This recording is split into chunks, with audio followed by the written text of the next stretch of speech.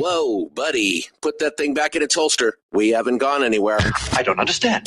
Check out the MichaelDukesShow.com for information on how to get access to the podcast. Welcome to the party, pal.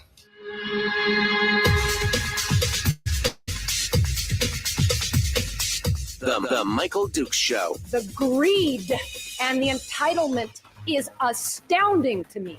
What more could you want from a low-budget radio program? This is a dumpster fire. That was just BS. It is time to get a new perspective. We know just what you need, and we've got just the cure. Open wide and prepare for a steaming hot cup of freedom. I just don't fathom it.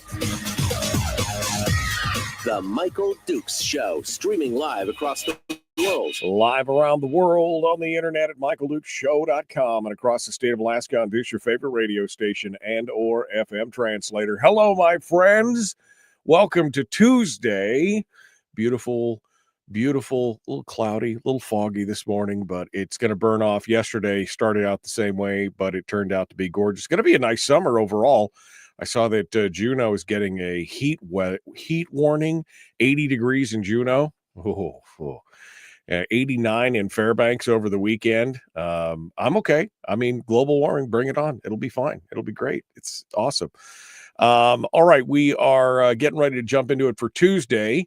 And of course, today is the day that we talk about the weekly top three with lots of good truths and lots of good discussions today. A lot of talk about oil and gas today as well. And that should be interesting. Brad Keithley from Alaskans for Sustainable Budgets joins us here in just a hot second for that. He's waiting in the wings right now. In hour two, I've got a recap of some thoughts, plus some other stories, including big shakeups in the journalistic landscape. I don't know if you saw this. Big moves, big changes. Some of the names that you recognize are moving around or leaving. And not sure exactly what that means overall, but we'll give you some thoughts on that. Plus, Chris Story at the end of the show this morning, who's going to come in for our weekly life coaching lesson and positivity uplift, which sometimes on Tuesdays we need by the end of the show, because I'm either all ramped up about something or, we've gotten way too much truth for Truth Tuesdays. All right. Well, let's get to it. Joining me this morning is my brother from another mother. Apparently we're coordinating wardrobes this morning. I don't know. Is it May Day? Is it May Day? I don't know, but. Well, I'm trying to wear colors that brighten things up. I didn't realize I didn't see the memo, but I must have absorbed the memo somehow. Yeah, you intuited it. It was right there. I mean, it's great minds think alike or something. Brad Keithley, for those of you who don't know what we're talking about, we're both wearing bright red shirts today. So it was just one of those things. Brad Keithley, Alaskans for Sustainable Budgets. The weekly top three kicks things off here. Lots of stuff to go over and talk about today. How you doing, Brad? I'm doing great, Michael. I'm doing great. I'm in Anchorage for a few weeks, and the cool weather is cool weather here at least. is making me happy. Cool, non-humid weather. Yeah, no, I get it for sure. All right, well, let's tackle this. Oil prices. We know that next year there's a predicted $1.5 billion budget, and that was based off some higher oils. And then oil started to tank, and it looked like it was going to slide down into the 50s. And then, of course, Israel and Iran got into the little thing, and so now it's, man, I feel like I'm on a roller coaster. This is like an e-ticket ride at Disneyland. What is where are oil prices going? What does it mean for us? Well, this is the segment that I'm absolutely going to get wrong, because predicting oil prices is a fool's errand, right? And I'm not really trying to predict the precise price. That would truly be a fool's errand. But I think it's useful to talk about some fundamentals that we see in the oil markets that are useful to remind ourselves of when these roller coasters get going. And the fundamentals are the fundamental is price is set by supply and demand. We always have to keep that in mind, that we can have all of these things going on in the world. We can have all of the bombs going off, or we can have all of the tariffs that are out there in the world. That was the story last week before this started. Going on out there, but it's fundamental supply and demand, and the fundamental supply side of this is that Saudi has increased production over the last few months. They've raised the OPEC ceiling over the last few months. Additional supply has come onto the market, and that additional supply has softened price, because demand hasn't moved much. That additional supply has softened price in a way that got us down into the 60s. What's going on with Israel, Iran is what always goes on when you have something like this in the Middle East. It's concern about supply. Is there going to be some activity that disrupts supply in a way that sends us back to 1973, the Saudi oil embargo, or 1979, the Iran Revolution, that seriously disrupts supply in a way that forces price up.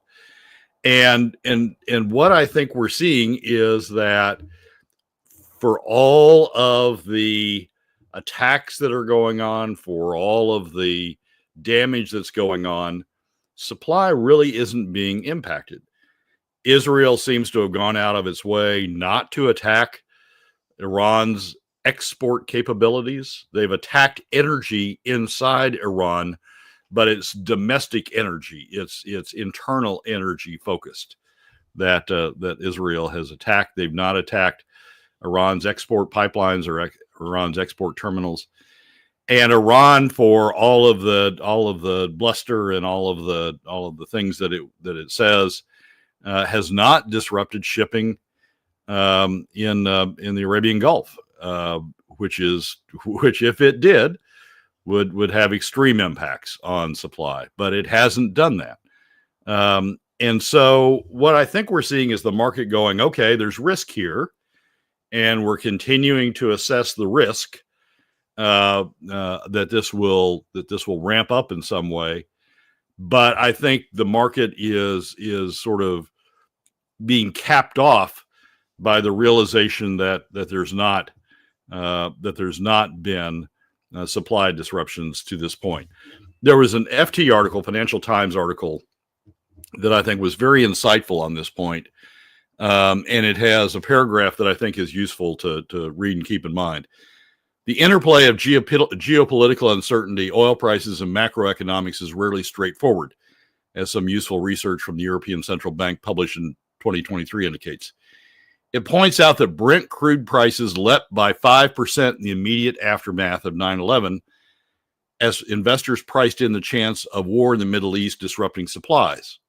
But they were down 25%, but oil prices were down 25% within 14 days of 9/11, as fears that a slowing global economy would weaken oil demand came to the fore. In the 2 weeks following Russia's invasion of Ukraine in February 2022, Brent prices rose by 30%. but they were back at their pre-invasion level 8 weeks later. So I think the lesson we take from this, or the lesson that the market takes from this, is when there's an event that is in a major supply region or in a major demand region, when there is an event that could theoretically put supply or demand at risk, the market's going to react, and it's going to jump, and it's going to jump either one way or the other in response to that event. But as the smoke clears, to use a probably inappropriate metaphor, but as the smoke clears and you begin to see whether there is actual damage to supply or damage to demand, the market sort of readjusts.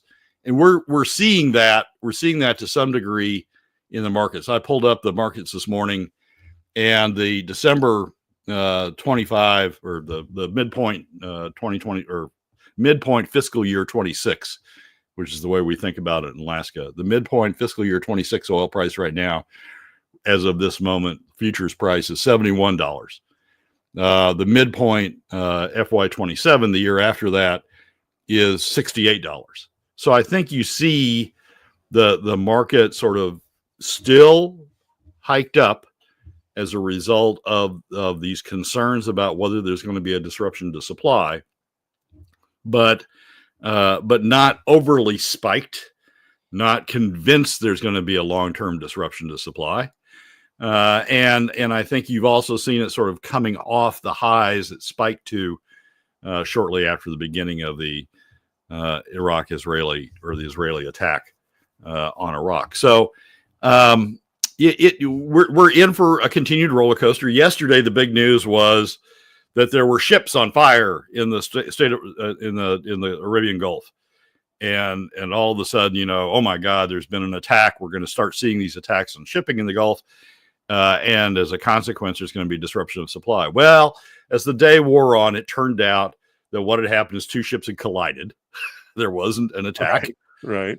And while the collision may have been a result of navigational disruption due to the war, it didn't look like it was persisting. That navigational disruption was going to persist in a way that was going to put shipping generally at risk. So you're going to see these spikes during a day, or maybe even during a week. But long term, it's supply and demand. And long term, OPEC has increased supply, which is what led to the softening of price into the 60s, and some people talking about going into the 50s. OPEC has increased supply. They haven't backed off. They haven't backed off that as a result of this, and so I think you're going to see, if there's no additional activity as a result of the war that results in damage to supply, I think you're going to see prices continue to soften back to toward the levels that we were at before the war started, as time goes on. What does this mean for Alaska? I mean, and when you say see the prices soften, again, Trump's vision and goal was oil in the mid to low 50s. And of course, we weren't there yet. I think we before the war spiked, it was down to 64 or something like that. So we weren't quite there yet. But what does it mean for Alaska? I think it means that unfortunately, that the spring unfortunately from a revenue standpoint, unfortunately from a budgetary standpoint, I'm always reminded by friends that it means different things on the gasoline side.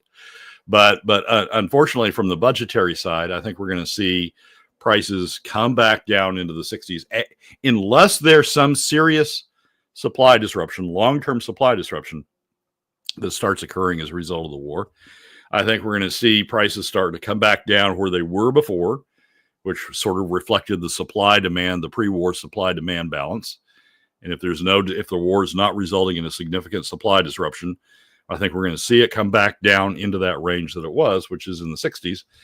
And the market's going to sit there waiting for OPEC to see if OPEC continues to raise the levels. What is going on with OPEC is, during COVID, OPEC brought its caps down significantly, restricted supply significantly in an effort to, as COVID destroyed demand, in an effort to balance supply demand at a price point that was in the 70s. And so OPEC brought the caps down. What we've been seeing over the last few months is OPEC bringing the caps back up, essentially to pre-COVID levels. And they aren't finished doing that yet. They've sort of brought it up part of the way, but they haven't finished doing that. So I think what we'll see is prices come back down. If there's no long-term supply disruption coming out of the war, I think we'll see prices come back into the 60s, sort of settle back into the 60s, and they'll sort of sit there waiting on what OPEC's going to do next in terms of continuing to lift the caps back to pre-COVID levels. So the short answer is I think we're going to continue to see budget softness in Alaska. So no quick fix to our budget woes for next year with that deficit, because we'll probably be back here within a few weeks if this conflict doesn't escalate or attack any of the supply lines or anything else. So, all right, interesting stuff. Brad Keithley, Alaskans for Sustainable Budgets. This was actually one of the things that I was wondering about as this attack came out. I was thinking, what does this do to oil prices? I mean, that sounds a little cruel, but I'm just like, what does this do to oil prices in Alaska? That's how Alaskans think, isn't it? I mean, ooh, war. Yeah. Ooh. I was just wondering. I mean, worried about World War III, maybe, but yeah, it was really what was going on with our oil prices. All right, back with more. Brad Keithley, Alaskans for Sustainable Budgets. The weekly top 3 continues right after this. Don't go anywhere.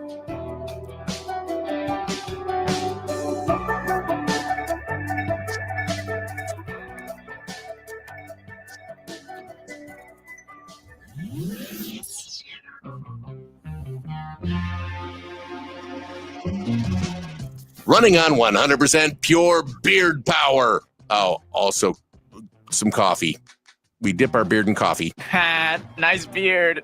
The Michael Duke Show.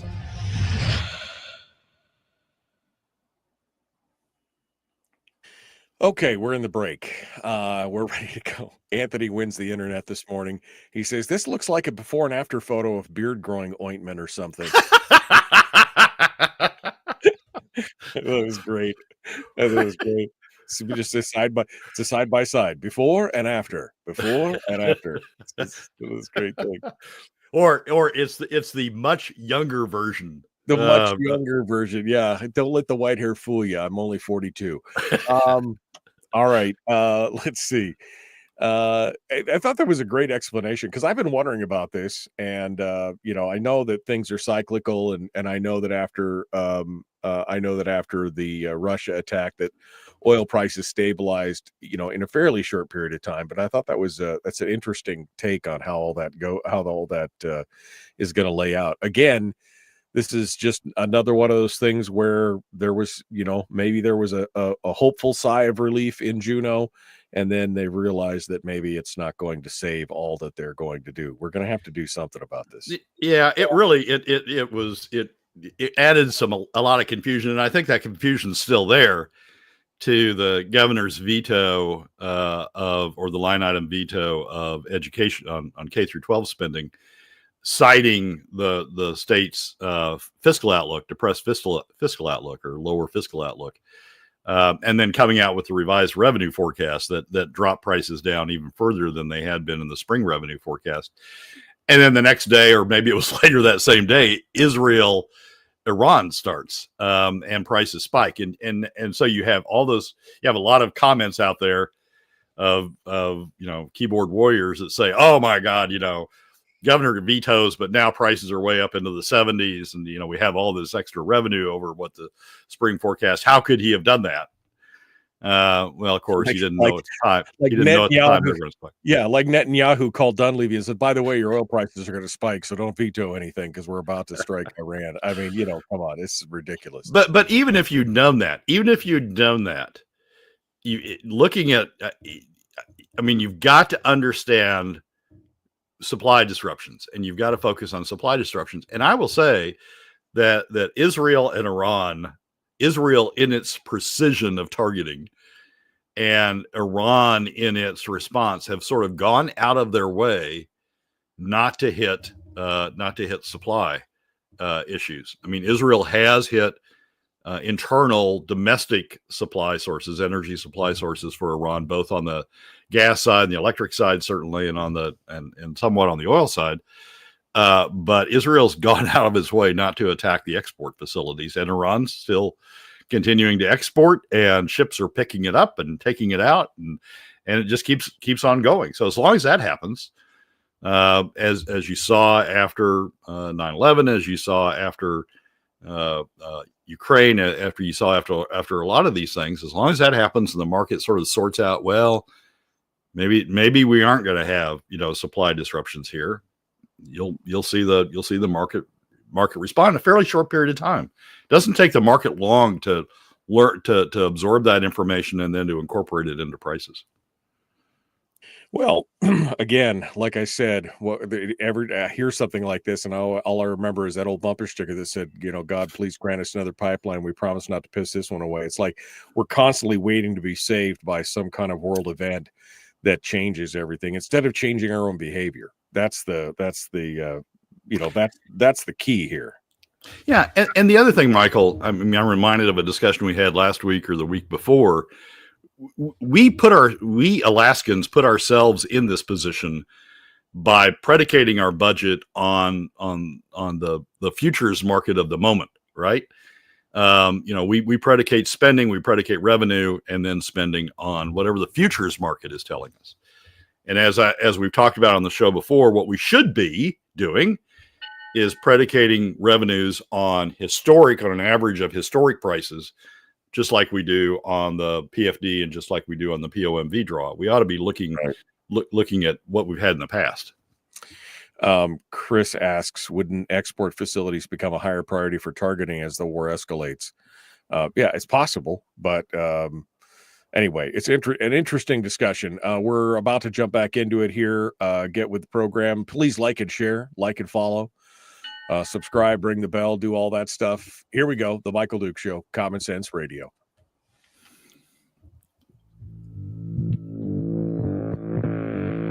Public enema number one. Oh, wait, sorry. Public enemy number one, which makes more sense.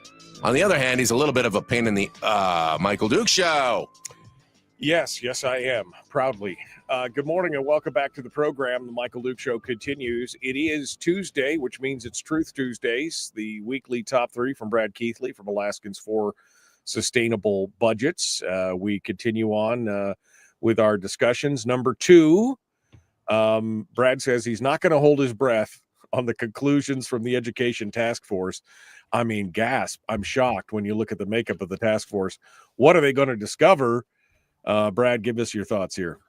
So one of the pieces of the education bill that passed over the governor's veto. I mean, we got a lot of vetoes going on here. We got a lot of bills going on, but we'll recall that there was an education bill that set the $700 BSA increase that the governor then line item vetoed in the budget. But the House bill, the fundamental House bill that set that passed, then was vetoed by the governor, then passed over veto. And enacted over the veto, and so that bill still sits out there as the law. And one of the provisions of that we mostly talked about the increase in the BSA in that bill. One of the provisions of that set up a task force, an education task force composed of legislators to go in and look at the K through 12 system in a task force approach, and identify places where, sort of in some ways, the fundamental truths of the education system. Does it need more funding? Where does it need more funding? Does it need reform? Policy reform? Where does it need policy reform? Now, the task force has a credibility issue right off the get-go because of the members. You've got some very pro-education members that are in the majority on the task force. And limited minority membership. There's 6 members, 4 come from the majority, 2 from the majority in the Senate, 2 from the majority in the House. As you would expect, the House education chairman of both bodies are on the task force and very pro education members from other committees are on the task force for the majority. It's Mike Cronk from the Senate from the minority, and Jason Ruffridge from the House. So you can sort of guess where the conclusions are going to be, and so there's a credibility issue with the task force right off the beginning. But here's something that I think the task force actually could raise awareness on and include in its conclusions. And oddly enough, the idea for that came from an opinion piece by a couple of members of the chairman and a member of each of the Anchorage Daily News, Anchorage and Fairbanks school boards, who wrote an opinion piece that appeared in the ADN and the Fairbanks News Miner and elsewhere. The headline in the ADN is Governor Dunleavy's education veto shows a leadership crisis and Alaska's urgent need for a fiscal plan. And it's the last part of that, Alaska's urgent need for a fiscal plan, that I think's important. Actually, the editorial that they wrote doesn't go on to describe what they really mean by that. It gets mentioned again only in the last paragraph of the op-ed. But it triggered in my mind something that the Education Task Force can do, and that is frame the education issue as a sub-issue of the overall fiscal issue the state is facing. I don't think you're ever going to get resolution on the K through 12 issue. I don't think you're ever going to get resolution on any issue that involves any long-term resolution on any issue that involves the budget, involves spending, until you have a fiscal plan in place. As long as we're floating along, dependent on what the futures market says about oil, dependent upon what the Permanent Fund Corporation investment policy is with respect to the permanent fund, as long as you're floating along with sort of a very unstable fiscal plan, I think you're always going to have unstable policy and unstable spending on the other side of the ledger. Those that depend upon the revenue side for spending, to fund spending, are always going to have uncertainty, as long as there's uncertainty on the revenue side.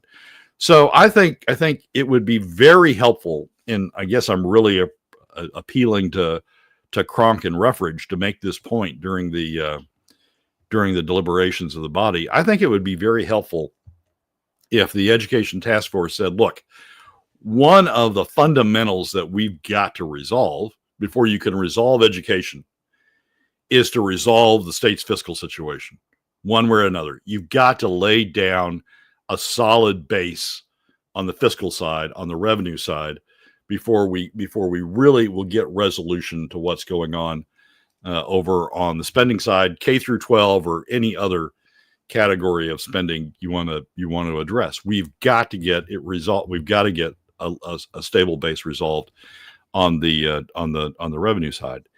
And I'm not arguing for increasing revenues or lowering revenues or any of that. You've got to get a solid base on the revenue side. And I think part of that is you got to go look at oil taxes. I think oil taxes are below the constitutional requirement of maximum contribution. And I think you've got to go look at oil taxes. I think you've got to go look at what the Permanent Fund Corporation is doing in terms of its investment policy. I think we're leaving $700 million, maybe $1 billion on the table, annual revenue, in terms of revenue from the investment policies that the Permanent Fund Corporation is pursuing. I'm not suggesting that we have the Education Task Force undertake to write a new oil tax code or to redirect the Permanent Fund Corporation in a way that improves its investment policy. But I am saying that I think it would be highly useful for the Education Task Force to say that one of the foundations of getting K through 12 or any spending policy right is getting a very stable fiscal revenue side in place. And I think that would be of service coming from this task force. Now, do I think they'll do it? Do I think the task force will make that a highlight? Probably not.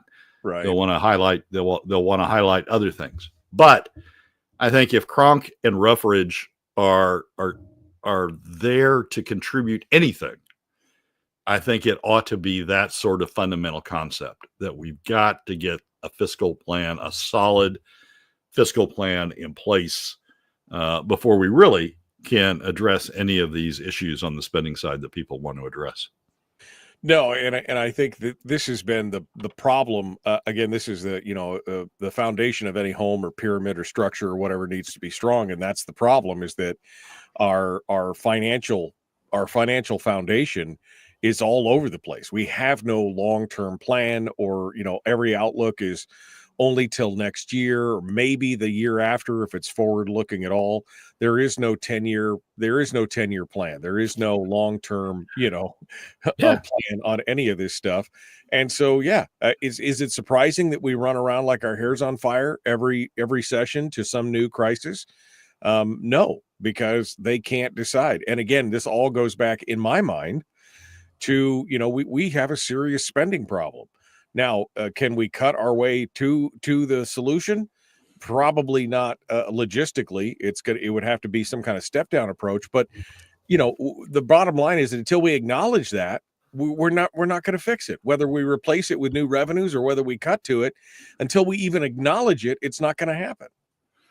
Yeah, and certainly we would get pushback on from other members of the Education Committee task force on that issue. They would say, no, we have a revenue problem. My point here is what Alaska has done through various steps, focusing on the futures market being one of them, the oil futures market being one of them, is we have a very roller coaster, a very unsolid, a very unstable fiscal base. And as a consequence of that, and as we discussed in the show a few weeks ago, as a consequence of that, when you have these spikes in revenue, you get spikes in spending, you get new programs, you get new capital projects underway, you create new expectations, you create new constituencies that sort of don't go away when we go down the other side of the roller coaster and revenue sort of melts away. You've still got all of these programs, you've still got all this expectations of capital spending, you've still got all of these constituencies that are still out there that got built up during the peak periods, and they continue pressing even though revenue's melting away. I sort of, regardless of, and it's hard to say this because I know people come with their own preconceived notions about what the solution is, but sort of regardless of whether it's a spending problem or a revenue problem, we just need to have a solid base of revenue, and have a base that doesn't go on this roller coaster when oil futures prices or oil prices do what they do. We need to have a structure that takes any excess revenue over the base and puts it into some sort of stabilization fund to have it there to balance things out when current revenues go away because oil prices go down. Until we have that sort of solid base and see what that baseline is, and then build spending off that baseline. Until we have that, we're going to continue to have this debate,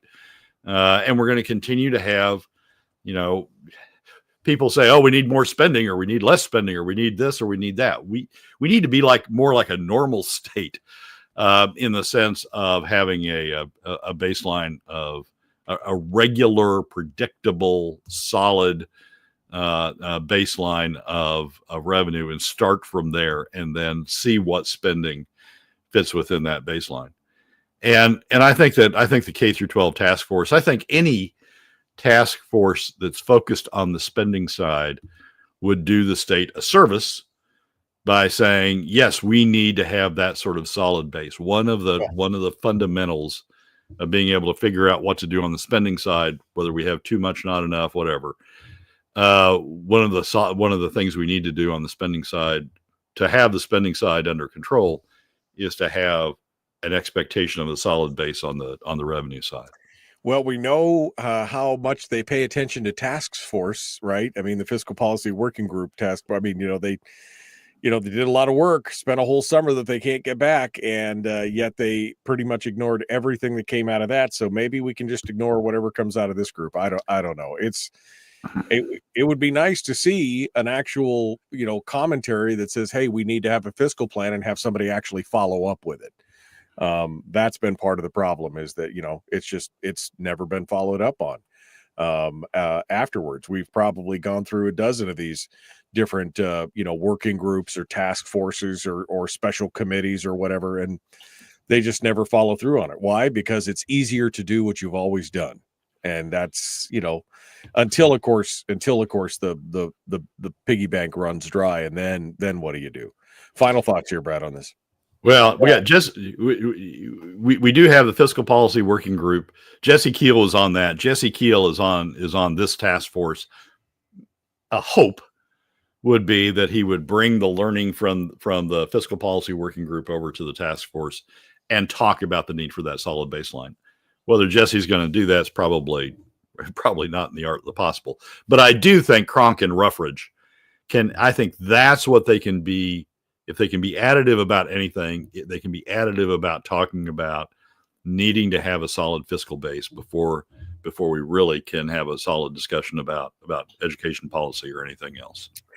Brad Keithley, Alaskans for Sustainable Budgets, the weekly top 3. We're ready to jump into this and go on to number 3. Please don't go anywhere. We're going to be right back. We'll continue. We're going to talk about Japan and JERA and AKLNG and what does it mean? What does it mean? Double rainbow. We'll be back with more right after this. The Michael Duke Show. Common sense, liberty-based, free thinking radio.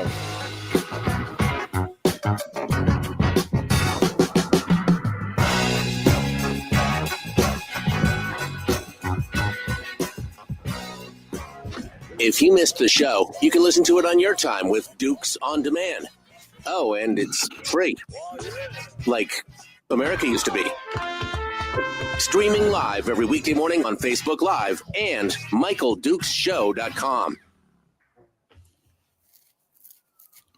Well, you'll be happy to know, Brad, that Mike Cronk is in the chat room and said, Brad, that is exactly what I told every single superintendent that came into my office and asked us to help, if they could help. I told them to help us implement a fiscal plan. I mean, I hope it happens. I'm again, cautiously optimistic that maybe something will come out of this. But again, 2 members of the minority versus the rest of them, and looking at the rest of the makeup, they're all very much pro spend. I don't know how much horsepower they're going to have in that room when it's all said and done. Well, senators start every meeting, end every meeting with that statement, and at some point it will be enough that people can't ignore you about it. I do think that it could be very helpful to continue to remind this task force or any task force of the need for a solid, predictable baseline that doesn't get spiked when oil prices go up. There's a way of taking that excess money and putting it into a stabilization fund, as opposed to creating more constituencies by spending it. I think there's a lot of helpfulness that can be used by reminding this task force and others that we need that as a baseline before we really can have useful discussions on spending policy. Yeah, I mean, that's the thing. I mean, like I was trying to say earlier, until we acknowledge that there's a problem, we're just going to keep doing what we're doing. And that's what we've been running through for the last 35 years is just, oh, there's no problem. Hey, we're $3 billion underwater. No big deal. We'll just take it out of our savings account and it'll be fine next year. And then it wasn't fine the next year, and it wasn't fine the next year. And every year it was $3 billion, $4 billion that they draw from CBR until there was no more money. And then they just, again, it's a classic game of avoidance of dealing with the issue that you are spending more money than you are taking in, period, full stop, end of sentence. And they don't want to even acknowledge that that's part of the problem. Yeah, and not acknowledging. I mean, and both Republicans and Democrats do it. I mean, we had a price spike. Absolutely. We had a price spike 2 or 3 years ago when the Republicans were in charge of the legislature, and we had Republican co-chairs, and they spent it. They spent it on a capital budget, but they spent it, and it's. And we've created expectations, we've created constituencies, we've created a sense of, hey, they got theirs, where's mine? We do all sorts of bad things to ourselves when we run this roller coaster, when we run our state fiscal policy on this roller coaster of forward-looking oil prices, and spending every cent we have, and creating expectations we're going to continue to be able to spend those cents when we hit the downside. Well, it's like I said, one of the things that we need to change is the way we budget. I mean, that was one of number 4 in the charter of changes is, we need to start looking at an average instead of predicting what's going to happen next year. We need to look back and say, what have we got in the last 5 or 6 years, the last 10 years? What is our average? Okay, then that's what we're going to budget on, and we should go from there. But we need a governor that has the fortitude to actually do that, right? I mean, that's the problem. I mean, we're laughing, but that's the problem. Oh, Dunleavy's just been from a fiscal standpoint, Dunleavy's just been such a disappointment. I mean, this year's budget is a classic in terms of his proposed budget was a classic in terms of showing how bad it can be. The 10-year forecast showed, we have enough revenue and enough savings to get us through a couple of years, and then it's just one big red line from there on out. And as governor, I'm just going to throw it out there that way. I'm not going to try to propose any solutions to it. That's just the way I'm going to ride here. And that's, what did we elect the guy to do? We didn't elect the guy to do that. We elected him to actually come up with proposed solutions. Yeah. No, it's definitely for us. And in all honesty, of doing this for 25 years, all I could say is it's been the most frustrating thing, because this has been the one thing that I have been pointing to for 25 years, that you can't continue to spend more than you take in and expect it's going to work out okay. Math doesn't work that way, right? We can't work with negative integers on a budget basis.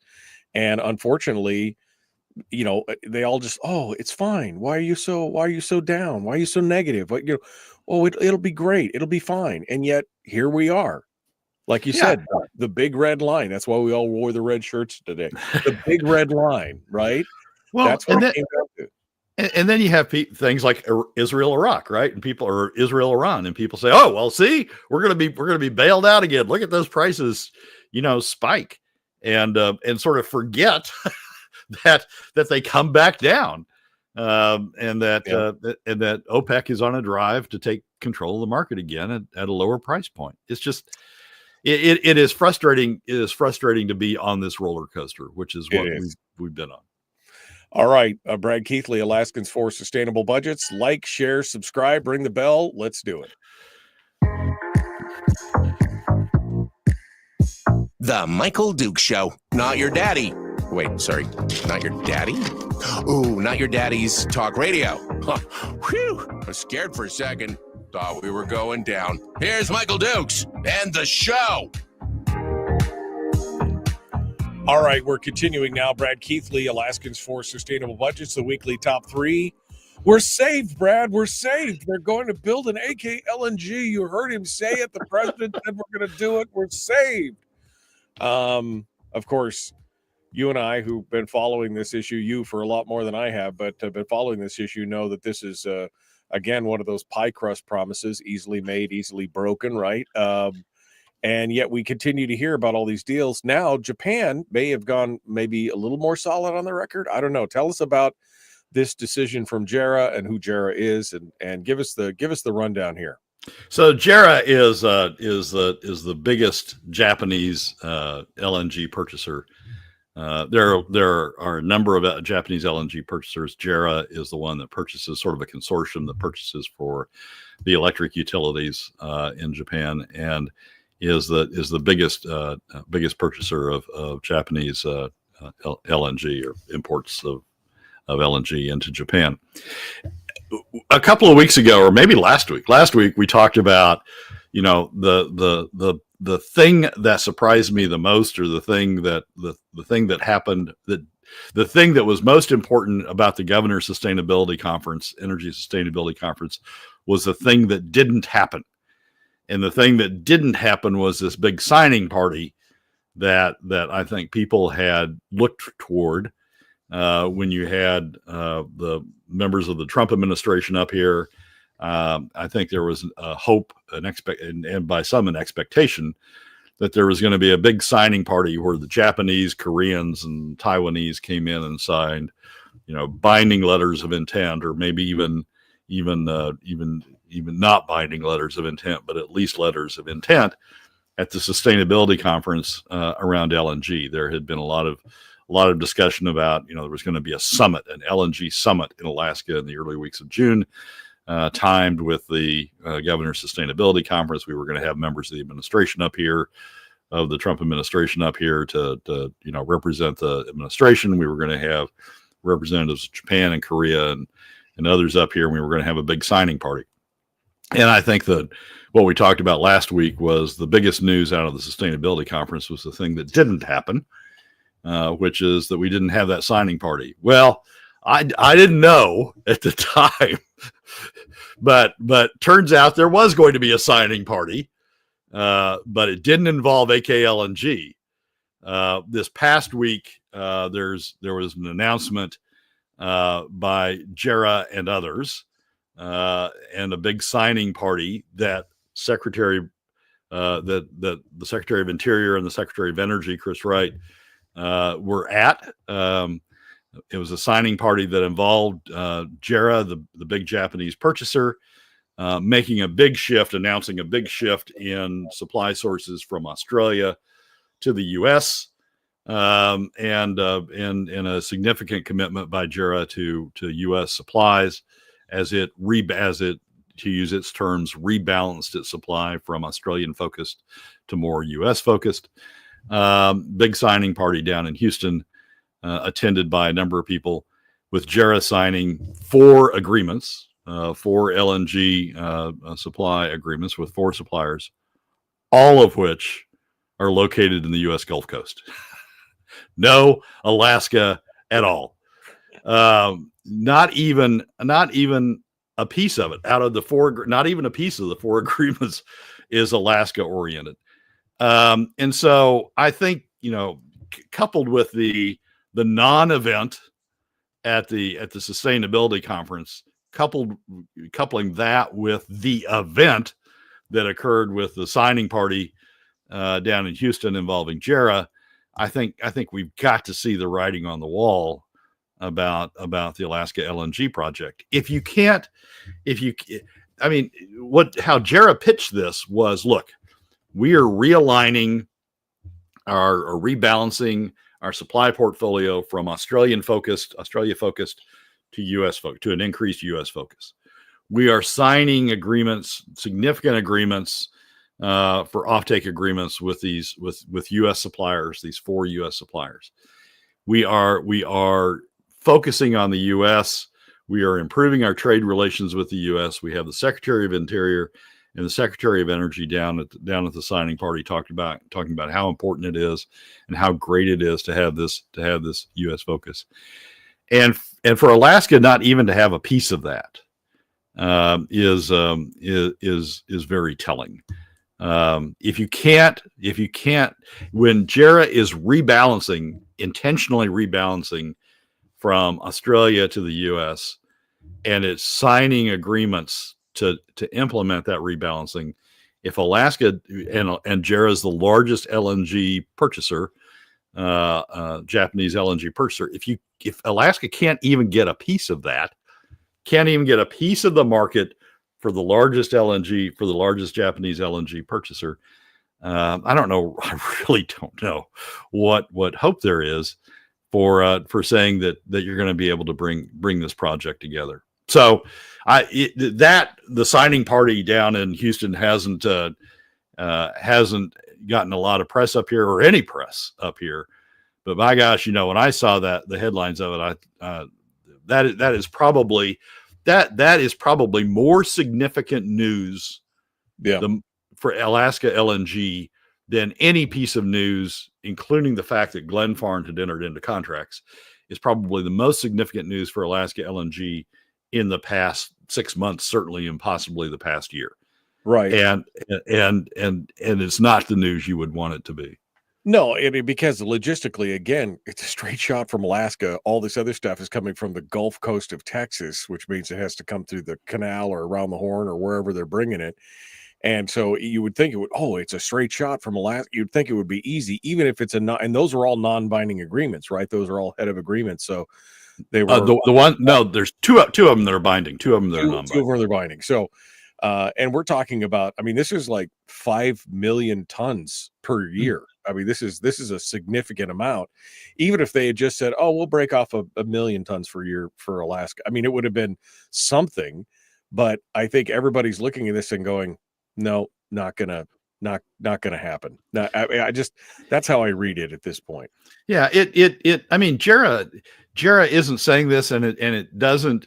It's not all of JERA's demand, but this is a shift of 20% of JERA's demand from Australia to Alaska. U.S. goes from 10% up to 30% as a result of these agreements. And JERA wants to, they're making the point that we want to rebalance because we want supply diversity. And you've also got, so they're keeping Australia as a part of it. They've got the Middle East as a part of it, a big part of it.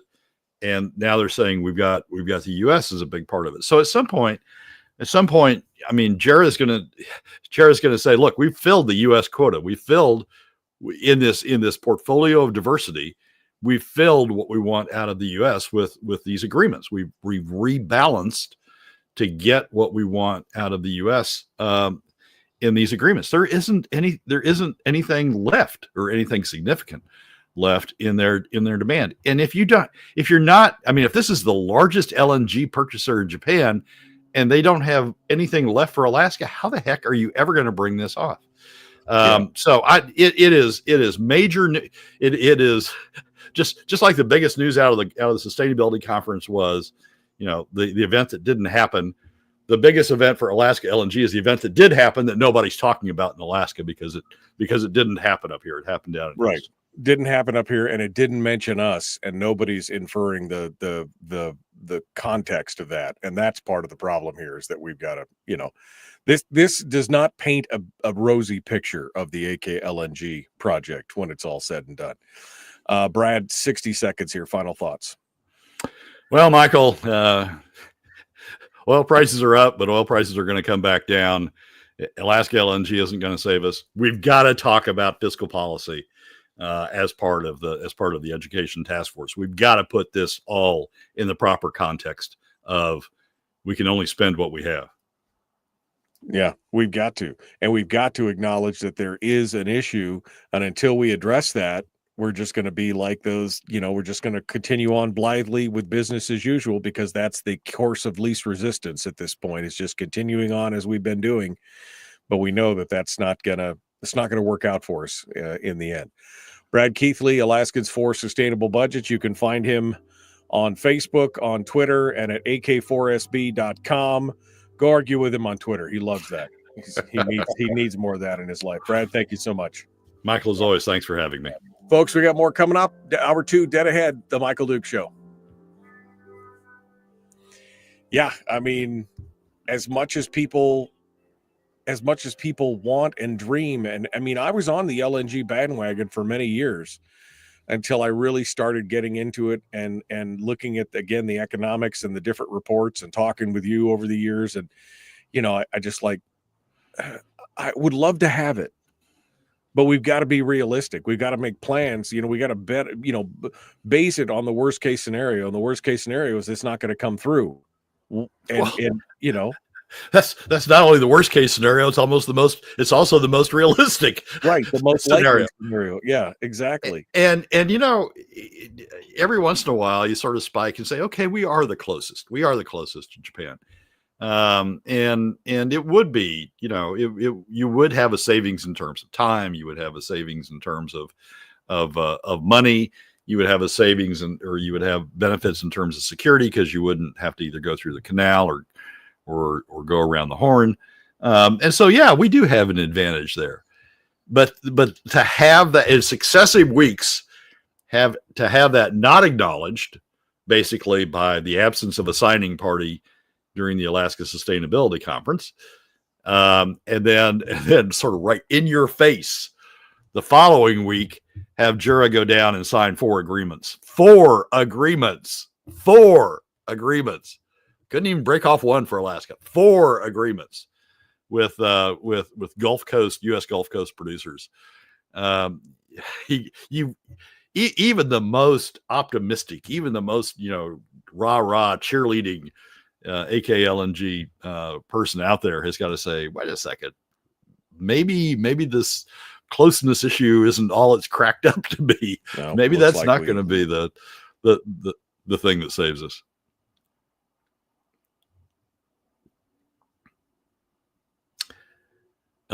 Well, Michael, I've either lost you or you've lost me. One of the two.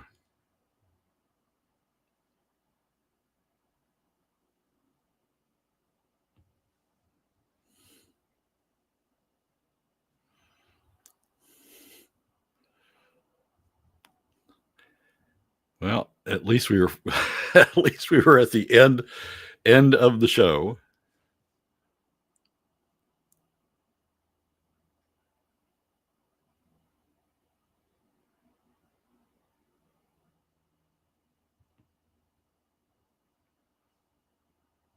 I'm seeing the chat room feed still go through, so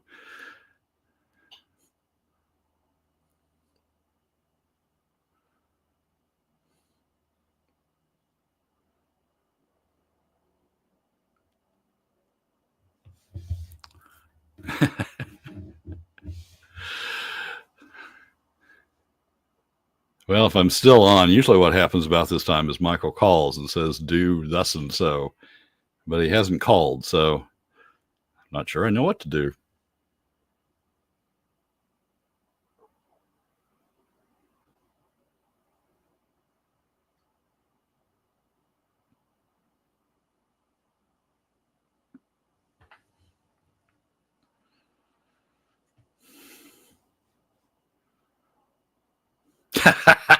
Talk about music. Thank you, Brian. I can do that. I'm headed off to a great music festival in the beginning of next week. I head off to it. It starts later that week out in Cape Breton, so I could talk about music for a while. Talk about Ireland. I could do that. all these great ideas.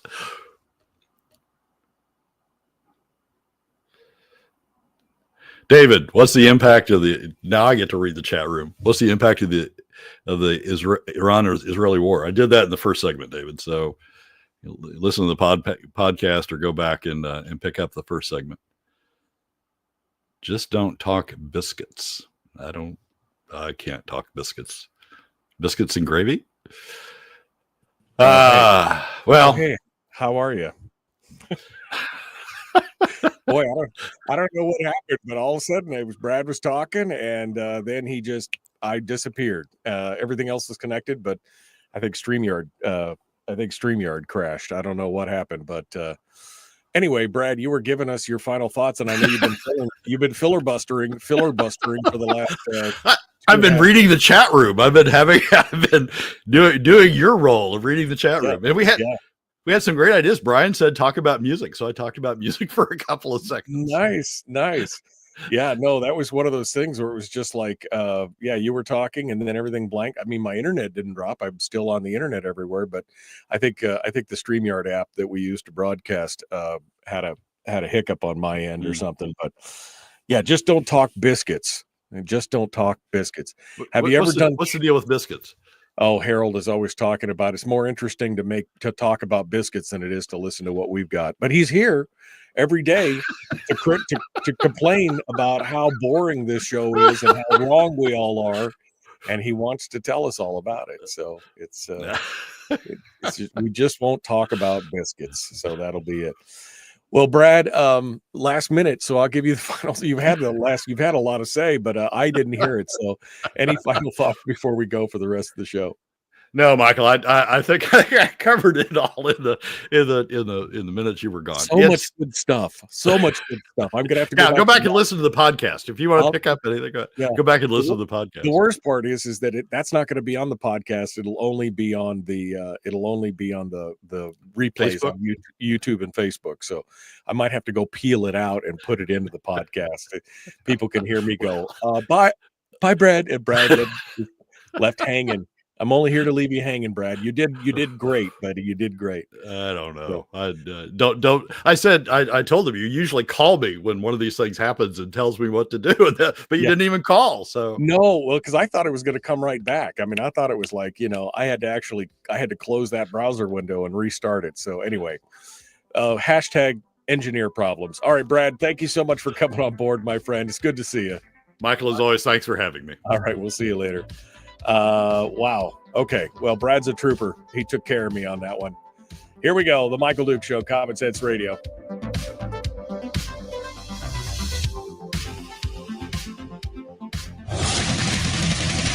Whoa, buddy. Put that thing back in its holster. We haven't gone anywhere. I don't understand. Check out the MichaelDukesShow.com for information on how to get access to the podcast. Welcome to the party, pal.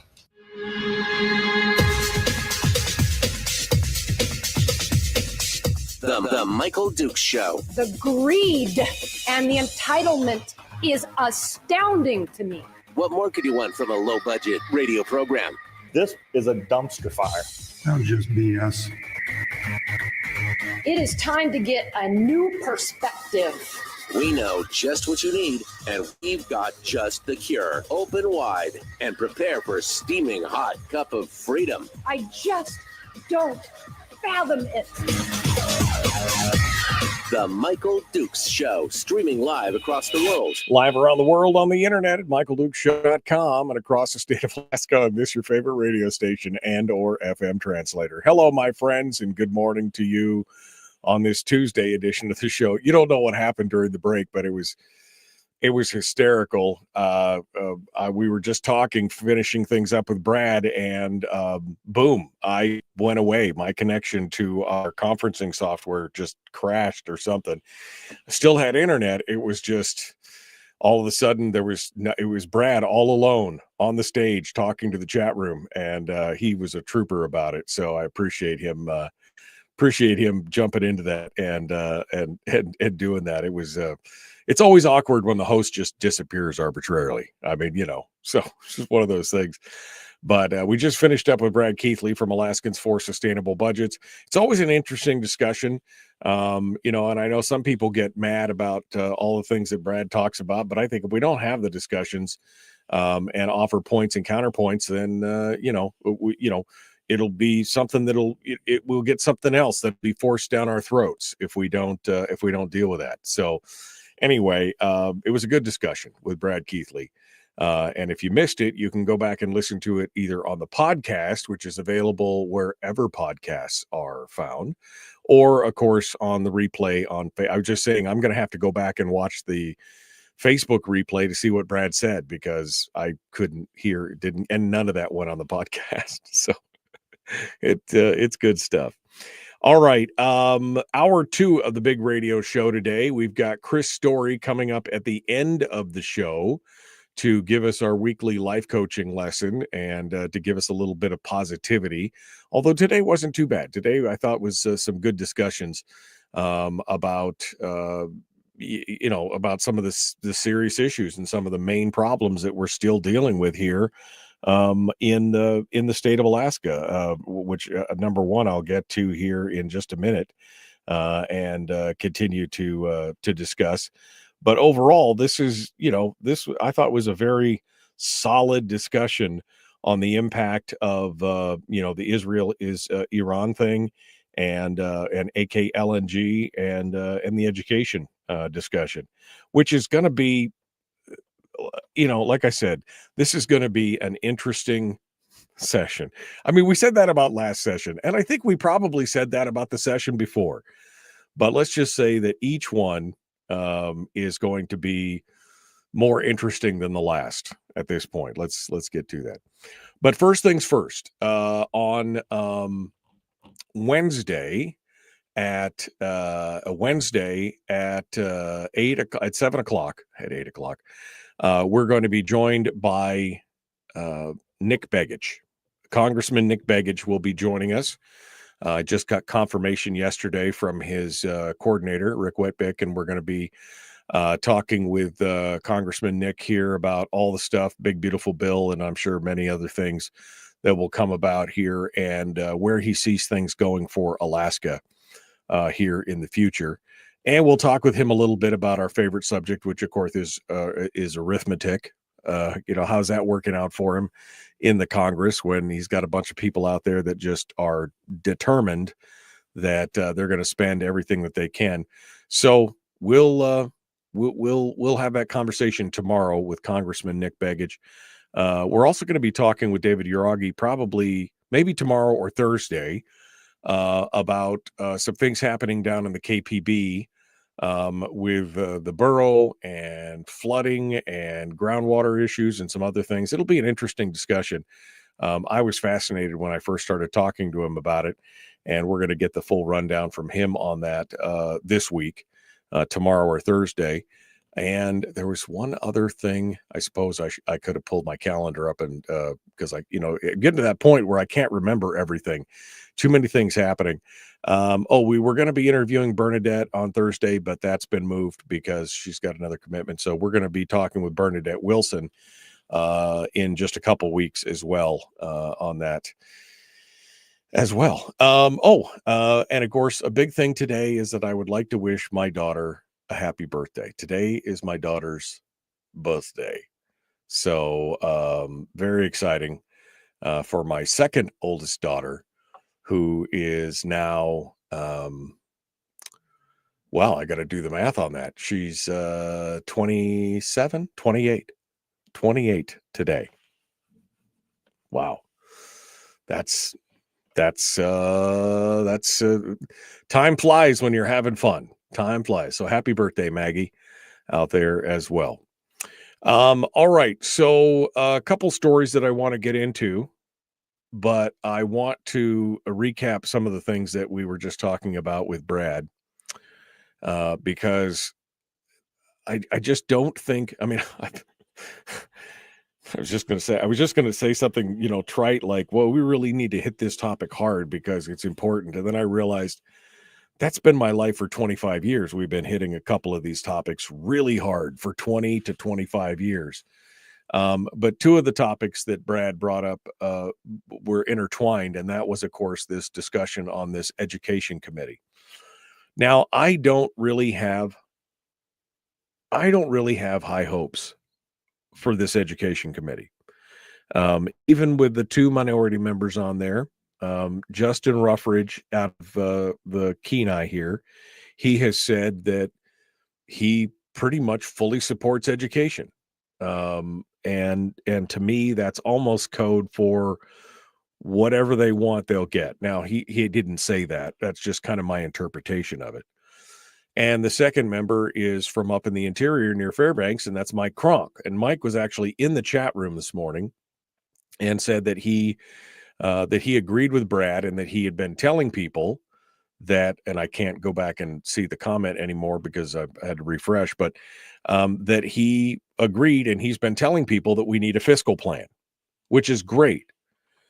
But at the same time, again, and Mike, this is no secret to Mike, I'm a little disappointed that he voted for the increase in the BSA rather than just a one-time funding piece, because again, we just don't know what's happening we just don't know what's happening with our finances moving forward, and we shouldn't commit to something in perpetuity if we don't know where our finances are.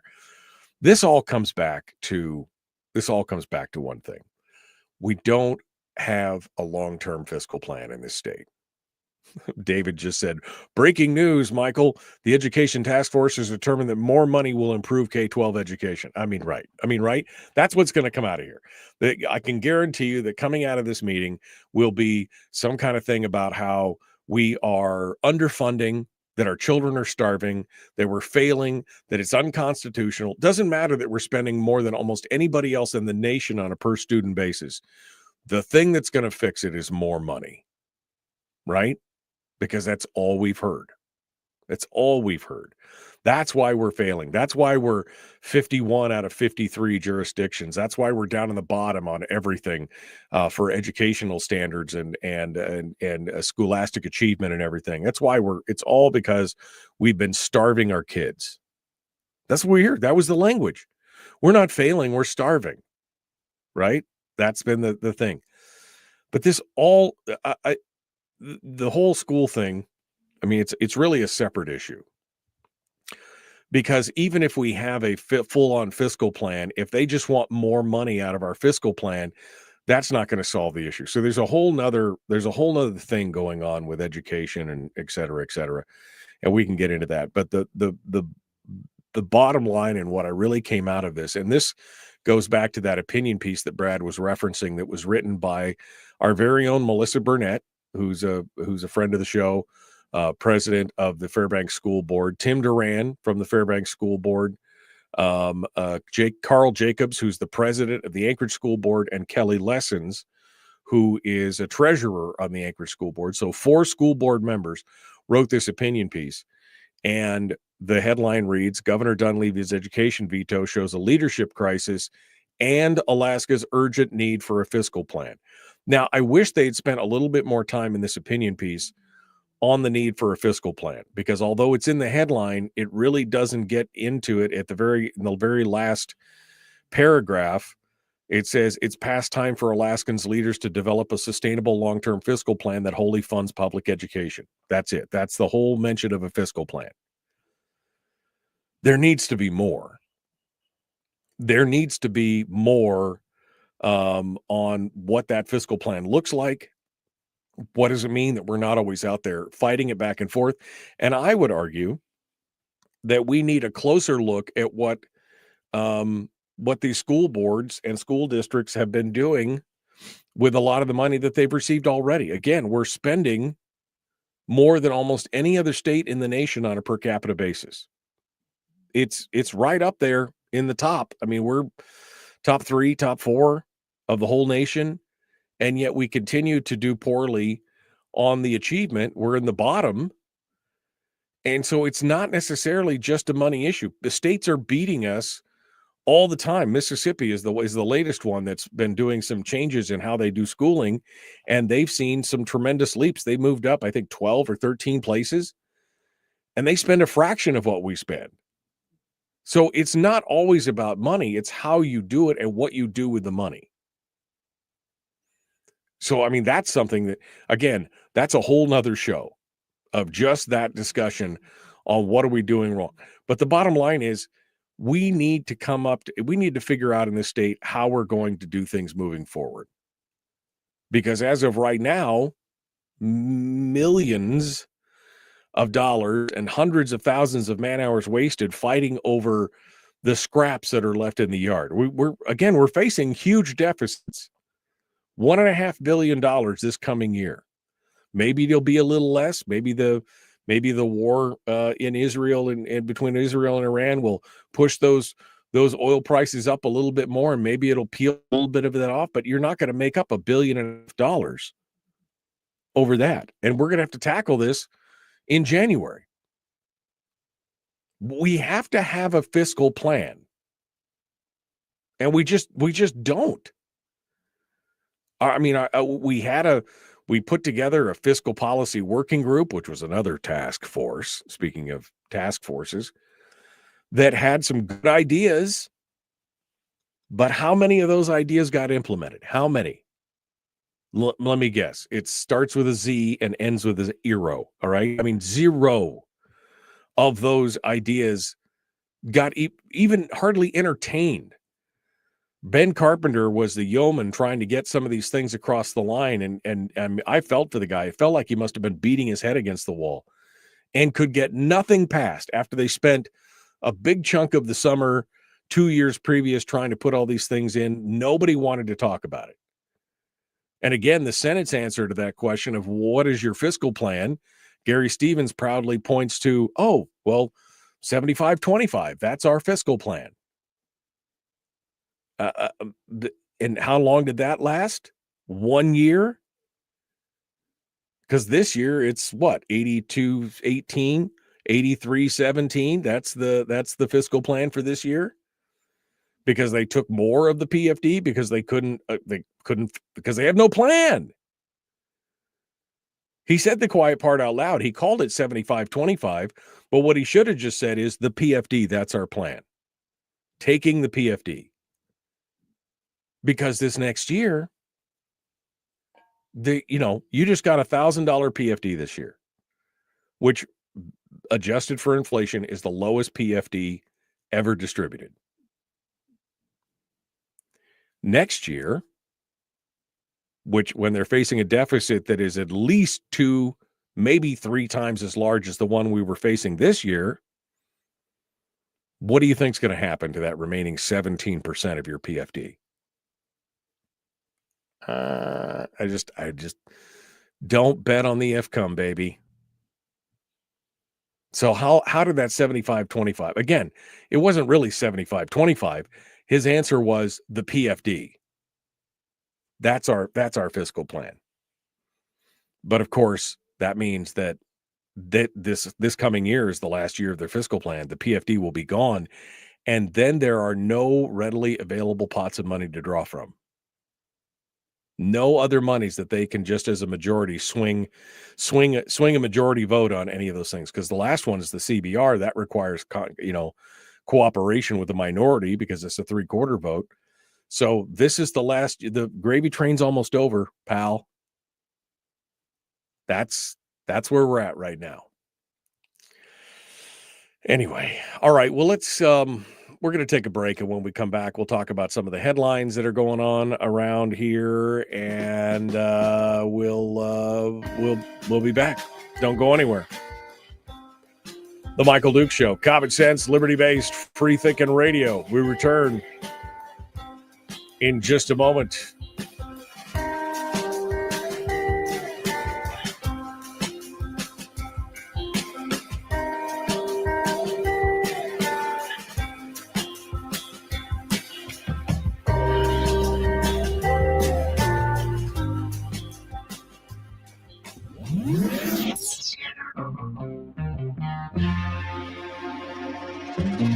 Listened to by more staffers in Juneau than any other show because their bosses told them to. And after what they just heard, oh man, they're going to be pissed. You're a bad, bad man. The Michael Duke Show.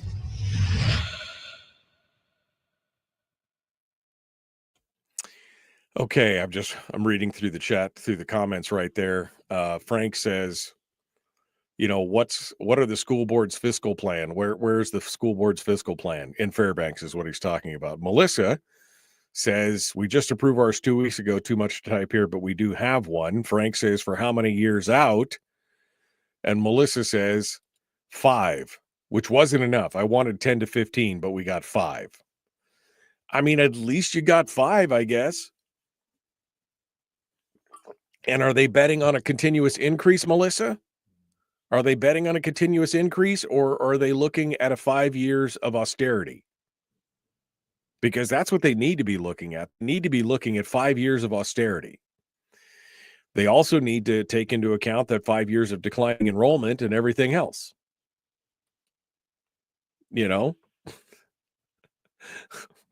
Wow. Michael really wants to give an arm and a leg. I mean, not literally an arm and a leg, but something else. He said, we tackle the $1 billion deficit by selling a kidney and blood plasma from each resident of the state. That's dedication. I'm giving my state the kidney, giving my kidney for the good of the state. Oh man. Kim says the quiet part out loud. Taxes are inevitable. And I mean, at this point, I came to that conclusion about 5 years ago, that at this point, and based on the trajectory that we were on, that taxes they're inevitable in the state, because nobody's willing to admit that we've got a problem and address the root cause of it. So at that point, it's an inevitability. That's what we're going to be facing. Okay. I'm sorry. I'm getting messages here. Oh, okay. My wife is sending me the video she just sent me has the words "my mom" in the front of it. She's sending me cute dog videos. That's what she's sending me, cute dog videos. We love it. All right. I mean, she's listening, but she's trying to bring me back on track, Kim also said, it's so sad to see the demise of our state when it didn't have to happen. Isn't that how hindsight works all the time? I mean, you're talking about foresight, Chris, or Kim, but I mean, isn't that how it always works? It was so sad to see the demise of our state when it didn't have to happen, when we couldn't.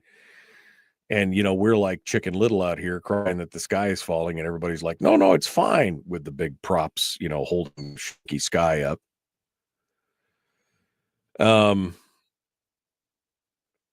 Let's see. The legislature and the governors and the state courts have been creating a scenario for years, said David. Yeah, that's 100% true as well. Now I'm scrolling backwards a little bit here to see where we're at.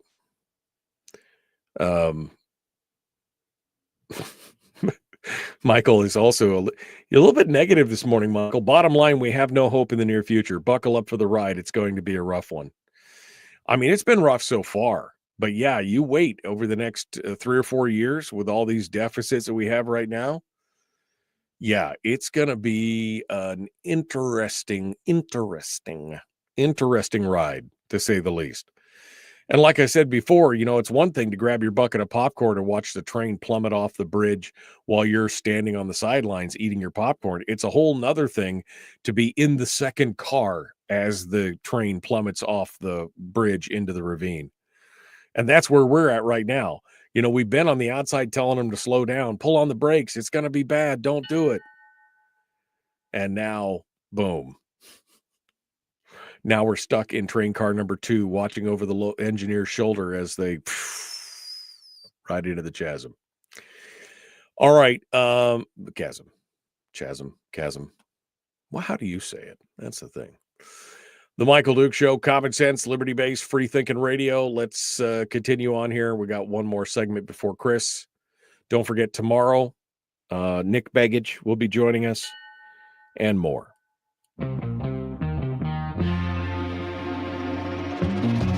I was early.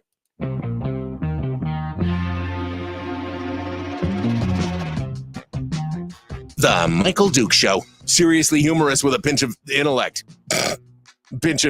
Sorry. That is humorous. Here's Michael Dukes. Okay. Welcome back to the old radio broadcast for this Tuesday edition. Oh, it's so good. You guys ready? Some interesting things are happening. Excuse me. Wow. My cough button was not there long enough. Some interesting things happening here in the state from a journalistic standpoint. It was just announced late yesterday, and Suzanne Downing over at Must Read has got this piece. And I gotta feel like Suzanne must be feeling a little smug, a little prescient on this, because there's been a big shakeup down in Juneau. They are seeing a shift in their landscape, as she says down there, as two well-known reporters head in new directions. One is stepping away from the newsroom completely, apparently for a break of some kind, and the other is taking a whole new path and going independent. So it starts off with Sean McGuire, who we quote quite frequently on this show. Sean is the veteran reporter down at the Capitol for the ADN, the Anchorage Daily News, and he has he announced his departure and is off into the weeds. He said he has no plans at the moment, but intends to, quote unquote, explore new opportunities. So he's not moving to another paper or doing anything else. He's just, he's just on the way out. Now, Suzanne does mention that many who left the ADN have ended up in political jobs for Democrats, which, I mean, I guess is a possibility. It would be a little disappointing but it's a possibility. In his announcement, he added a link where people could apply for his job. So if anybody out there dreams of going to Juneau and covering all the legislative politics, here's your opportunity to go to work for the ADN and to be this whole thing. But she also points out that the Daily News has had some real problems after they had they unionized, the workers unionized at the ADN, the editorial staff under the News Guild. And they were saying that the reason that they unionized was because they were saying that better wages would keep people in the newsroom. But they've had a continuous decline. Just people have been leaving, a steady outflow from the ADN ever since then, which again just proves a point that I made probably 10 or 15 years ago, that you could slowly see that the demise of regular print media was on the horizon. I guess we'll just say it was on the horizon. So Sean McGuire is out, and who knows where he's going to end up, whether he's going to stay in journalists or if he's going to become an advocate or a PR person or who knows. Meanwhile, on the other side of Juneau, Mark Sabatini, who has been with the Juneau Empire for a coon's age, has pulled the plug. Today is his last day at the Juneau Empire. But he, on the other hand, is going fully independent. In fact, that's what it's called. It's called the Juneau Independent. It's a new online publication. And he apparently has some financial backing already. He's got it all set up and he's ready to go. This apparently has been in the works for a while. This, of course, is the Juneau Empire's had some struggles over the last few years. It recently changed ownership. It was purchased by the Sound Publishing, which is the same entity that owns the Kenai Peninsula Clarion down here. And they've had some real problems, though, with the Juneau Empire. It now only prints actual newspapers twice a week, and it's printed out of state. They don't even print it in state, and they ship it up. And it's undergoing what Suzanne Downing describes as financial restructuring. And they already said that they're not going to replace Sabatini, which kind of weird. Juneau Empire in Juneau won't have somebody to cover Juneau Capitol politics. Kind of interesting to say. The Juneau Empire is instead going to be managed from the Kenai Peninsula Clarion's offices here. They're going to manage it from... Oh, this is going to be. He's been working at the Empire for he started in the 90s, left for a little bit, and then returned. And he's been serving as both the reporter and its editor while they have been dealing with this last little bit, and now has decided to go full independent. Although, independent is kind of a loaded word when it comes to some of the things that happen out there today. I would not say, as much as I like must read, I would not say it's independent, probably in the word that you're thinking. I'm saying it's independent of any newsroom or newspaper, but it does have a bias, just like the Alaska Current, Matt Buxton's thing has a bias. The Midnight Sun blog, the Alaska Landmine, Nat Herz's Northern Journal, they all have a bias. They're independent only in terms of not being part of the legacy news outlet like a newspaper or something like that. The Alaska Beacon, that's another big one. I mean, the Alaska Beacon, that's all funded by that the big progressive entities behind the Alaska Beacon. But as long as you know that going in and you read it and you realize you're going to get a certain slant on it, then you're good to go. You should understand that. But this is what's happening. You're seeing all these things transition to more independent, non-mainstream news outlets. And that's, I think, a good thing. Not only does it give you a variety of choices in what type of news media you can get, but it also allows you to, there doesn't have to be a vein of a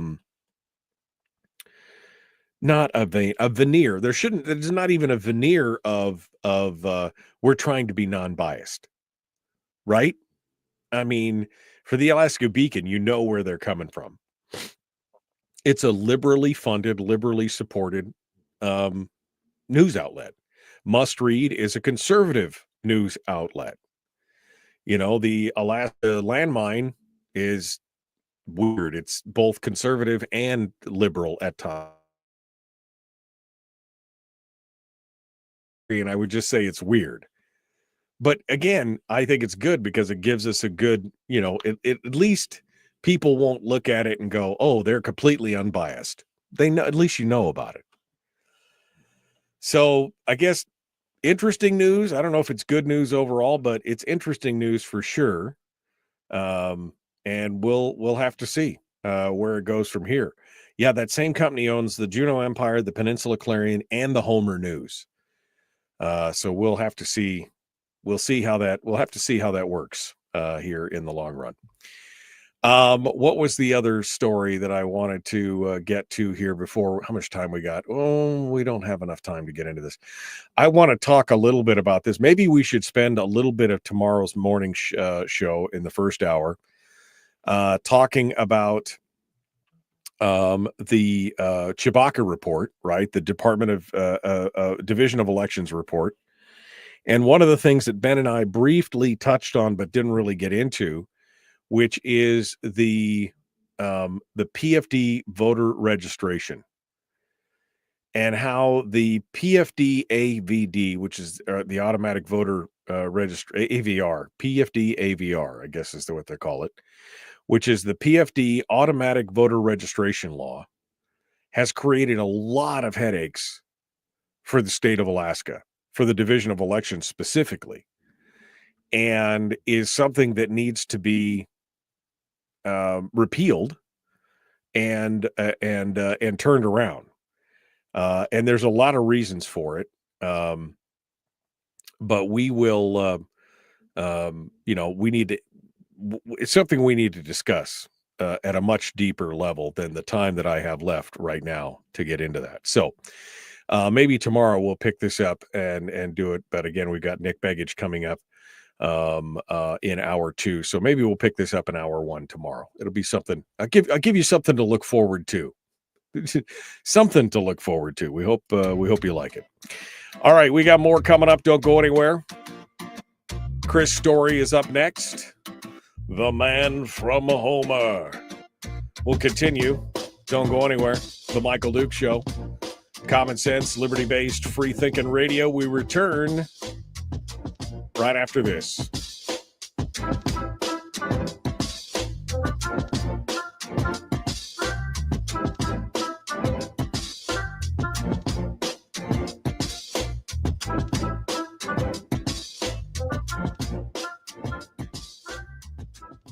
We're broadcasting live through a series of tubes. Allowing all of these entities to provide streaming stuff going on the internet. Well, it's kind of hard to explain. Sorry.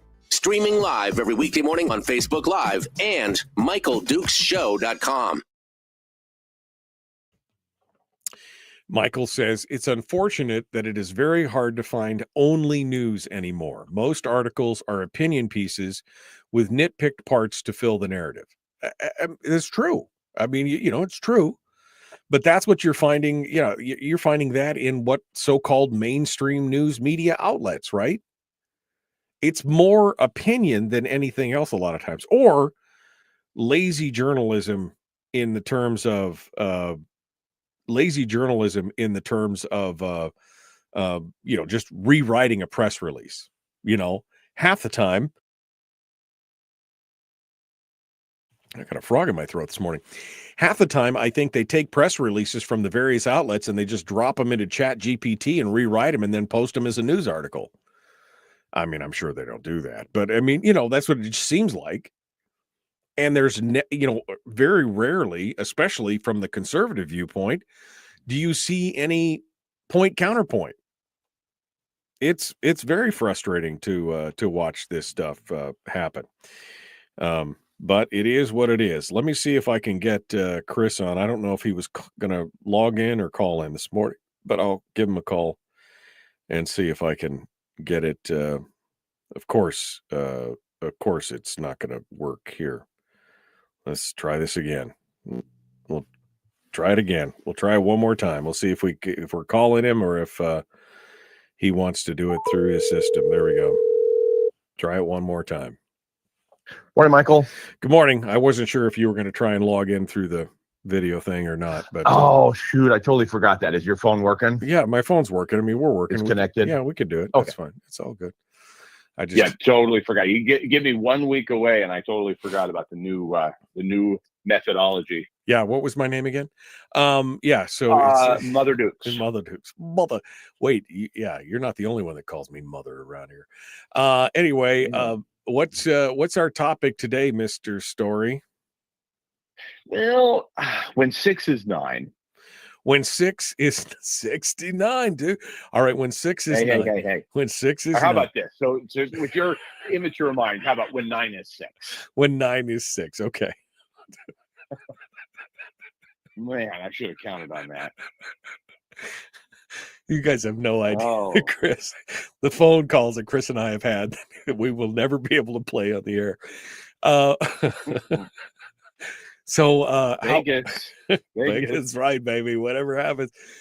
So how was your time away, my friend? Give us the rundown here. It was historically and culturally rich. It was really wonderful to be in Boston, surrounded by the history and the founding of it, the very almost epicenter of our birth of the country, with the Boston Tea Party and being in Paul Revere's house and walking the Freedom Trail. It was incredible, really incredible. It was an unexpected gift. Did you get a chance to walk the Freedom Trail, Paul Revere's Freedom Trail? Yes. I got a horse, cool. rented a horse. Yeah, they have an app for that now. Got on a horse and are you serious? Did you really get on a horse? No. Don't be so gullible. It's almost 8:00 in the morning, Michael. Well, I don't know. I've never done the Freedom Trail. That would be cool though. That's what I'm saying. Cool idea, because they've got an app for ride shares, the car. You can rent your car in Turo. Why not a horse? What a great idea. Anybody on this call, you get to be part of it on the ground floor. Just send Michael and I each $10,000. It gives a whole new definition to the term rideshare when you got an app for horses. Although, I mean, it would be cool to kind of trot along and take the same route that he did. I've heard about the Freedom Trail, but I've never never thought that I would. But it would be something to be cool to see. Walking through the footsteps, going by the church, and going by the different things. It would be kind of a cool thing.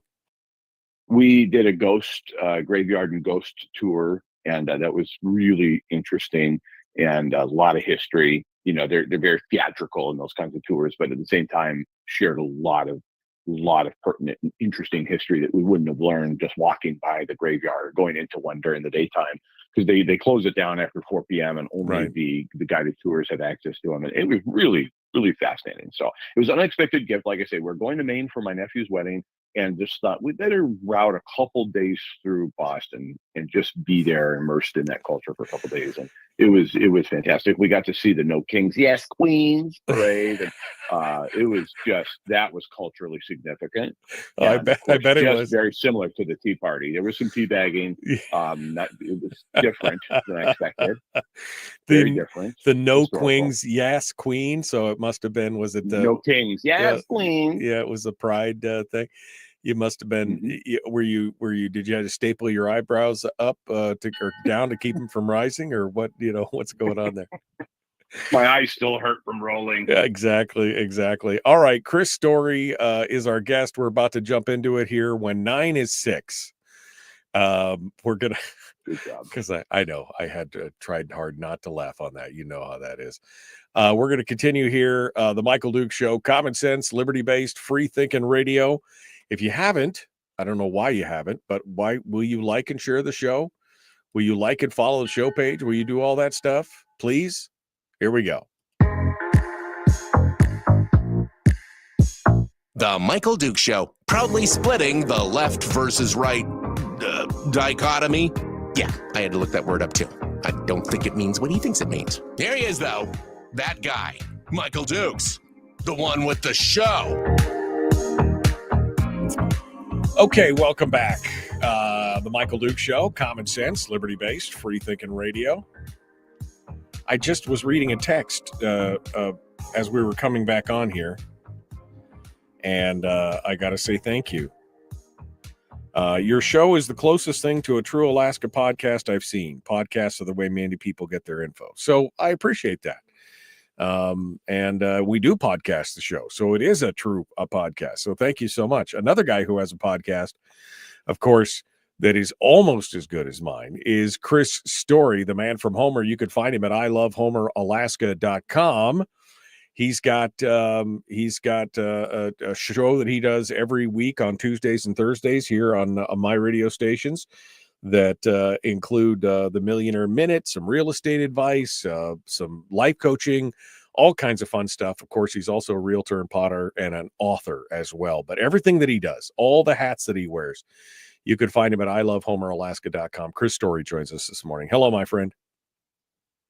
Michael, thank you for having me back. I missed you last week, but it's great to be back. Yeah, it was good. It's good. I tried to fill in for you, Chris. I did. I asked the people, I said, should I try and do a Chris Story type, a little bit of motivational positivity? And they said yes. And I flubbed it along. I mean, it was painful, but so we're glad you're back. We're glad you're back to help us with this for sure. Today, Chris is going to talk about how when 9 is 6, and I don't know what that means. So I'll turn the floor over to the guru of positivity here on the Southern Peninsula. Well, I start every day off in my library. I've got a whole morning routine that really works well for me. Doesn't really matter what it is, other than to say it works well for me. And everybody's kind of got their own routine, and I highly encourage everybody to develop one. If you don't have one, if your idea of a routine is get up at the last minute and race through your morning and kind of just let the day run you, I'd suggest doing something different. But my routine, whether I'm here at home or on the road, is always to begin every morning with a certain number of rituals to include prayer and gratitude and reading, and reading with a delicious cup of coffee. And I got a new book while I was traveling, and it was about mental models. And I'm like, this is fascinating and not life altering or shattering from it's just a different perspective on creating mental models and adopting mental models that have already been almost like shorthand for how to think about something or how to the framework around an idea. Blueprints. And one of the blueprints for ideas. Yes. Right. Yeah. Yeah.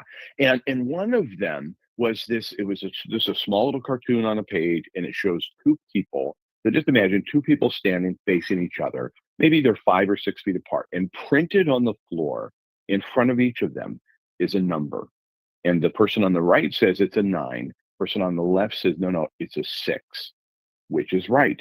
Which person is correct? From their perspective, it's the same number. It looks like a 9, and the other person, it looks like a 6. And imagine that with every single issue or person you see or meet or have in your life, there's two perspectives, two viewpoints. One time when I was about 18, I started writing a book. I called it a collection of thoughts and teapots. And I really thought about these profound ideas. And I would have a quote and then a picture of a pot I had made. This is my dream, my authorial dream and beginning of all of this writing business would be a collection of thoughts and teapots. And one of the quotes and I still have the little book here today, and it says, "We're all looking at the same shadow from different sides of the barn." And it's the same kind of idea, I guess, is that the perspective changes from where you're standing. What are you looking at? And really what we're talking about is empathy. Empathy is being able to see something through the other person's eyes or walking in their footsteps. Charlie Munger, half of the founding partners of the book, Berkshire Hathaway, said, "I don't allow myself an opinion on anything until I know the other person's argument better than they do." That is the ultimate in empathy. Stephen Covey borrowed that same kind of mental model when he said, the goal of life is to seek first to understand, then be understood. This is empathy in action. But I'm telling you, if you just can imagine these two people standing face to face, looking at the same exact number from two different perspectives, the vantage point is the definition of meaning to that person. And if we can understand that and then, sort of deploy it in our own life, I think we'll find a deeper meaning in every relationship and everything we do.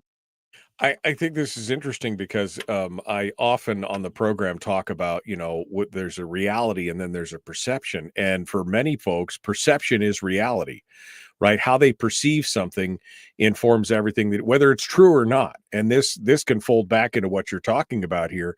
If you can wrap your brain around how they're perceiving something, you can help in some ways, change that perception or bring something about. But what you're talking about, Chris, requires a lot of work. I mean, we can look at a country right now where people don't want to put themselves in other people's shoes. They'll scream at you all day long that is a 6 by God. It's a 6 no matter what you do. And they don't want to have, you're talking about having empathy. If we had empathy for other people's positions, and that's not sympathy, it is understanding of other people's position, we wouldn't have the polarization that we have in this country today, I don't think. I mean, we've been encouraged to ignore other viewpoints instead of trying to consider them all in making a rational decision. I can still empathize with somebody's point who completely disagrees with me. But we've been encouraged to go off of that path. Mm-hmm. Agreed, 100%. And imagine, well, Jim Rohn said something that was, I think, really profound and very simple, but his whole philosophy was very simple and thus it will stand the test of time. He said, that which is easy to do is easy not to do. And I think it comes back to Charlie Munger's point about not allowing himself to form an opinion. How genius is that? Because we all arrive, and I'm guilty of this as anybody, at an opinion very quickly. Oh, you're wrong. That's wrong. This is right. I know, blah, blah, blah. But I have an opinion almost instantly. I have to pull myself back.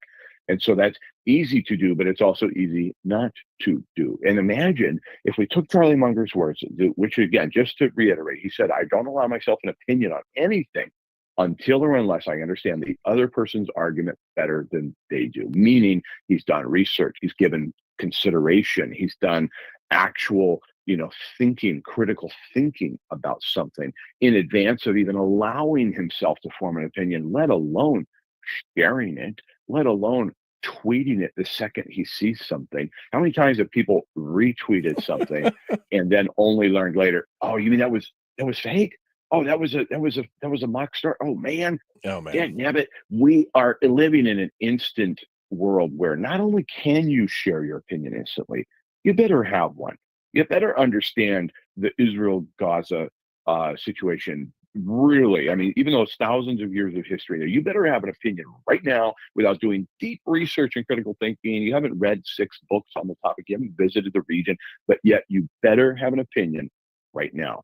And not only have that opinion, you're duty bound to share it and try to find a cool meme to really represent something that you have an opinion on instantly, even though you maybe haven't done the research and you don't know the other person's argument as well as they do. Right. No, I mean, you're 100% right. I mean, people will push you. I mean, if you tell somebody, well, I don't know, I'm undecided. Again, it's back to that attack. If you don't agree with me, then even if you're undecided, even if you're not on the other side, then I mean, again, you're talking about developing a mindset that is very useful and is something that I try to do in my daily life, but at the same time is almost antithetical to the common practice of the public at large. My new coin for 2025 says on the reverse side, live with purpose, seek wisdom and knowledge. And think about that word wisdom for just a second. What is wisdom? Was Socrates wise? Was he wise? Was he a wise man? He still lives today as one of the greatest philosophers in human history. All he did was ask questions. The Socratic method is merely to ask questions, to the point where he was faced with, stop asking questions, stop what you're doing, or drink hemlock. And he chose to drink. He chose to die versus abandoning his methodology of living and seeking wisdom. So he lives on in infamy just simply for having sought wisdom by asking questions. Didn't pretend to know everything, but asked enough questions to distill down to as close to truth as he could get, and inspired legions of people to do likewise, even to the extent that he was offered an opinion, a choice of die or stop asking questions, and he chose to die.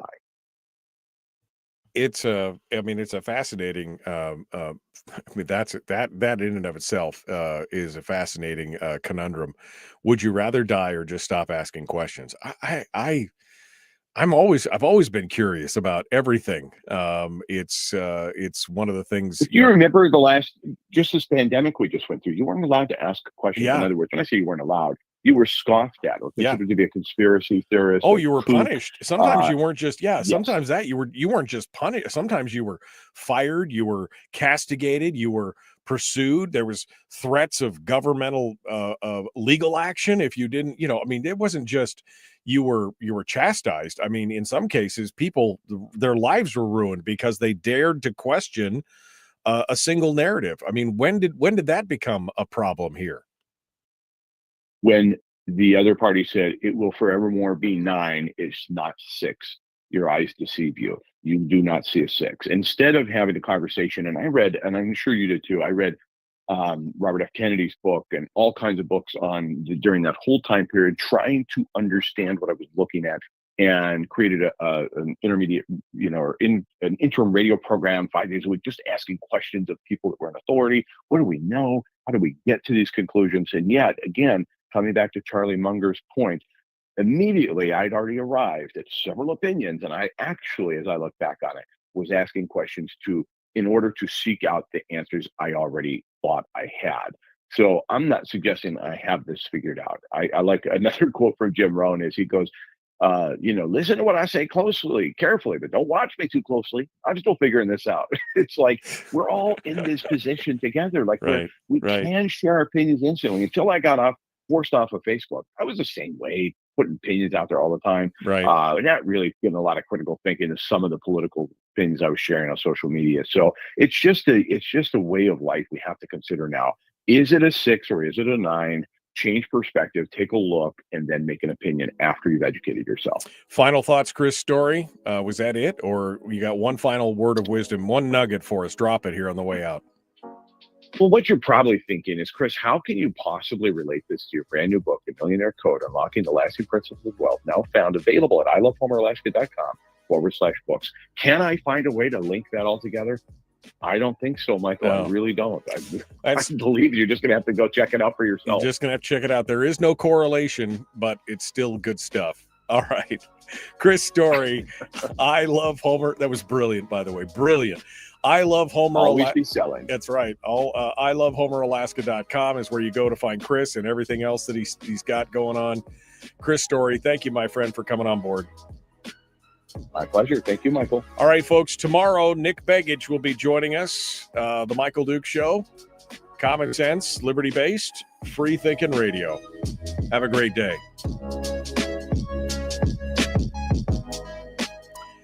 All right.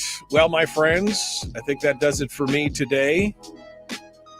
Got lots of stuff to do. So we'll be back again tomorrow with more great stuff. Especially Nick Begich. Thanks for coming in. We will see you mañana. Have a great day.